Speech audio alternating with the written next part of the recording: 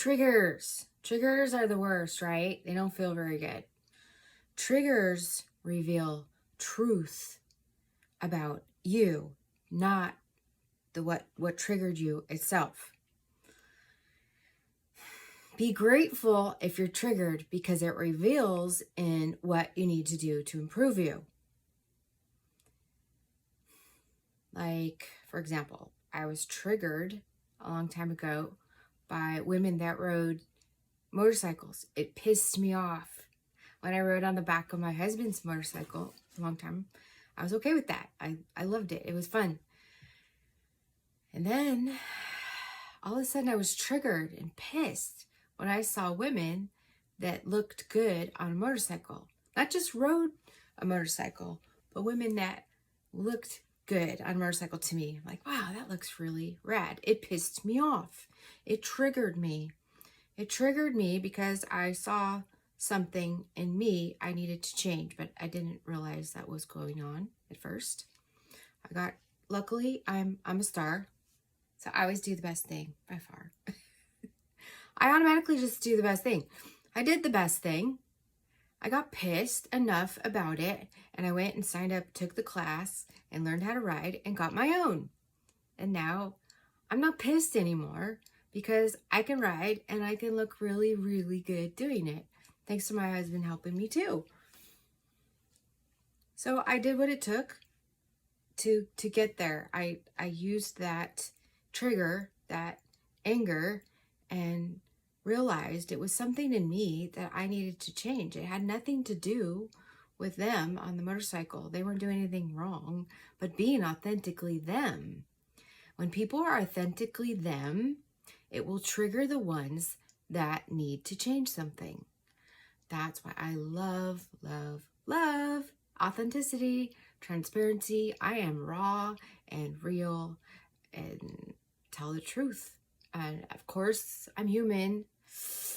You know, two of my character defects are that I can be dishonest if left to my own devices. I don't stick to my principles, and I can be very mean. And that's not the person I want to be. Honesty and transparency is where it's at with me. I believe in being truthful, but truth without love can be brutality, and love without truth is people-pleasing. Truth matters. It's important to be truthful first and foremost with yourself. If something triggers you, it's not the other person. It's not what's going on outside of you. It's what needs to change in you. Because if you're spiritually fit, I've said this a lot of times, not everybody sees it. I didn't always see it either for years. But if you're spiritually fit, you can be thrown the worst venom, the worst ugliness, and you will still see the best in what's in front of you. Or you ignore it. Ignore anything that doesn't apply to you. So if you take something personally, if something triggers you, I don't care what it is, then you need to apply it to yourself. That's what I had to do. I had to do it myself. I still have to do it myself. I'm human. I get irritated. I get agitated. And I don't do it perfectly. And neither will you. But as we do it more and more, I do it pretty good now a lot of times. Not all the time, but a lot. It keeps me from making stupid decisions. Don't ever, ever make a decision when you're irritated or agitated or angry or sad, overly sad, depressed. Never, ever, ever base a decision on these high energy negative feelings. Don't ever, ever, ever make decisions in that state. It's what I always used to do years ago. I get pissed at you. Oh, well, da-da-da-da, and I just do something stupid. Like just leave a marriage, cheat in a marriage, or hit people. I was very violent. It's not okay to do that. It's not okay to react. We must choose our responses carefully, especially when we're triggered. Every single time you're triggered, something pisses you off. Even the TV, politics, oh, I hate that stuff.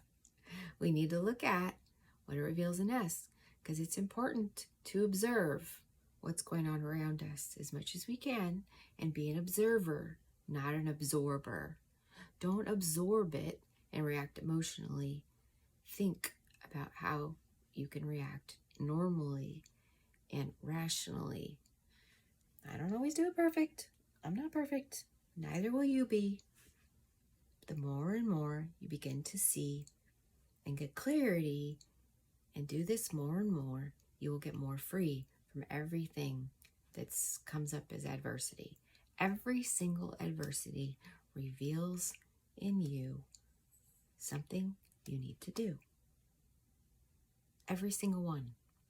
It's never, ever, ever anybody else's fault. Nothing, absolutely nothing happens in God's world by mistake. And the real ones know this. They know that God's in charge, not them. You don't have to save anyone. All you got to do is be authentically you. And if you're true, then you will automatically help people in everything you do. You got to adhere to God's word so that you don't act absurd. So pay attention to what triggers and agitates you and create the best you from that. That's the best. It's easy to be nice and act normal or act like you want to act when everything's going your way. There's no merit to that. You get no credit for that. In prison, they have these things called attaboy chronos, like the slang term. They're basically notes in their file that they did something good. And often they want one or ask for them for doing things that they normally should do. We don't give them unless they really do something beyond the call of duty.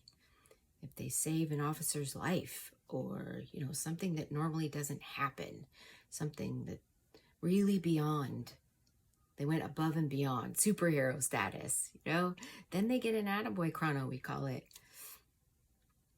But you don't get one for just doing what we're supposed to do, just doing the daily being your best you. So pay attention to your triggers, use them to learn about you. Don't criticize or judge or blame anyone.